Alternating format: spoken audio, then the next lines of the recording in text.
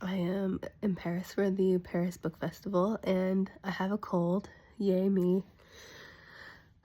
But I'm trying to get more comfortable doing videos of just me talking, because as a writer, I often, default to writing my thoughts down instead of doing videos of my thoughts. Look, my bangs are not even.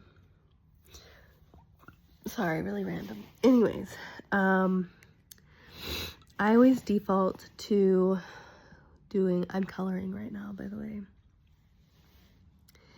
Anyways, I always default to writing my thoughts down instead of videoing them. And I think it's because I get really afraid that I can't be clear on a video. Like, there's not enough time to communicate nuance in a video.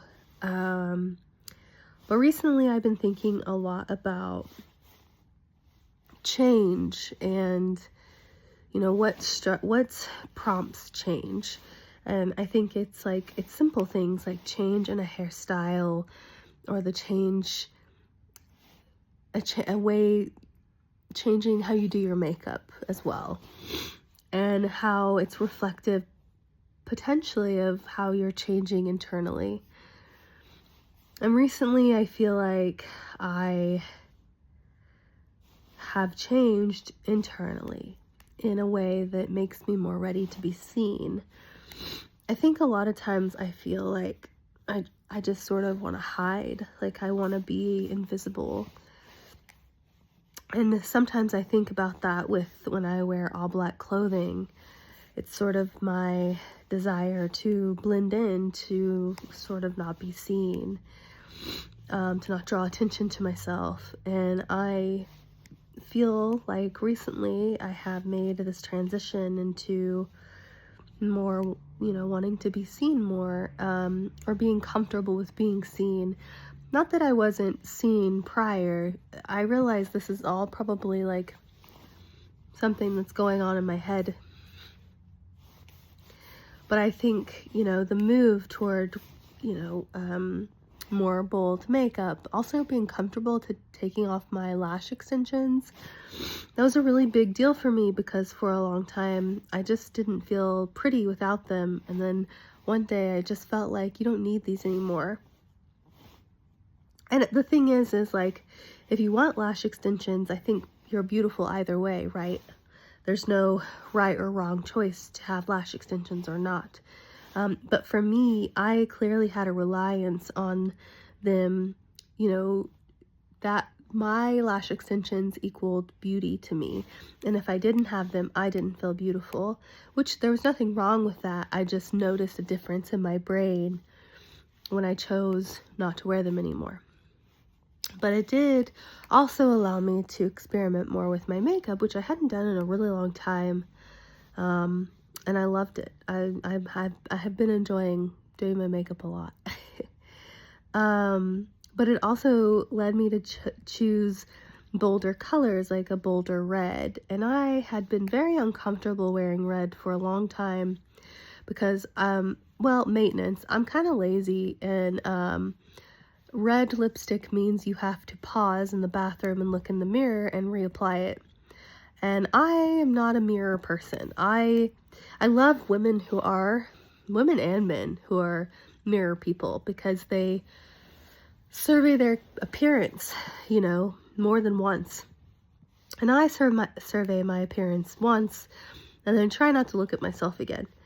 And I think that says some things about my brain, my, mental health, how I perceive myself.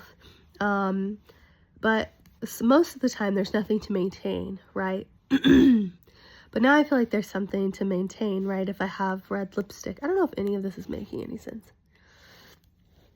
Basically though, it feels like when you wear a red lipstick, there's something to maintain. You have to look in the mirror to reapply. Then I wore red lipstick and I reapplied it at the Paris Book Festival, and it didn't feel conceited. When I was growing up, I got a pretty bad complex about looking in the mirror. My mom would always say it was like primping. And I think I ended up taking it to be bad, even if she didn't mean that. And so I started to equate looking in the mirror as being conceited. And, but it didn't feel conceited. It didn't feel, wrong. It felt like taking care of yourself. And I just really, really loved that. And, so all of this to say that I feel like I am in the middle of change again, and it feels really good. And it feels, sorry, I had a little bit of a cold. It's kind of disgusting. I'm so sorry.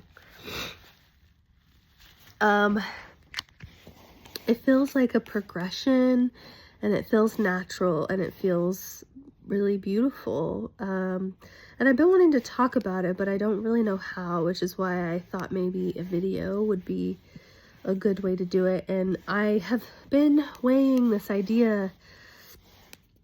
You know, it's so funny because sometimes I'll do things and I don't have to have all the plans in place.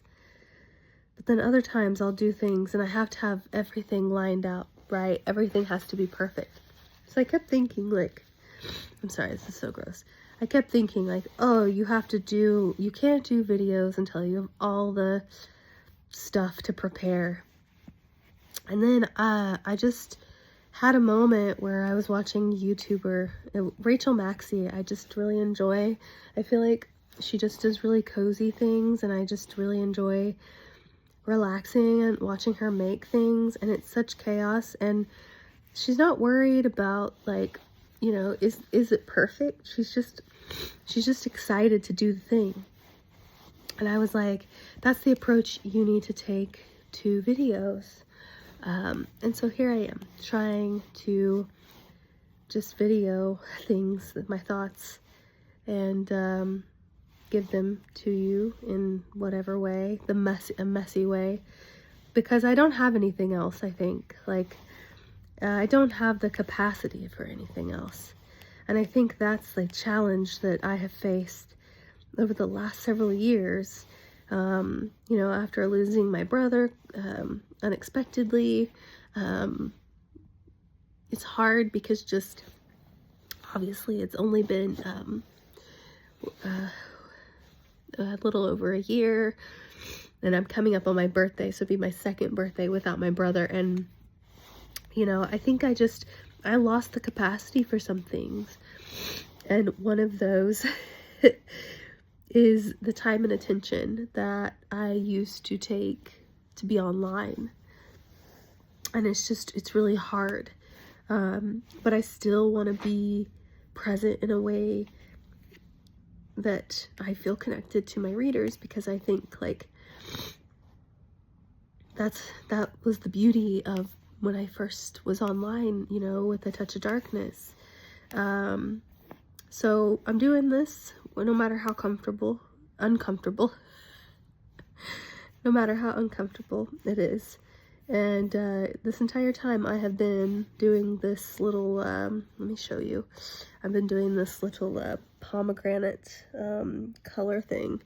And I could probably figure out how to flip my camera around, but right now I just feel like an elder millennial who can't figure it out or be bothered, maybe.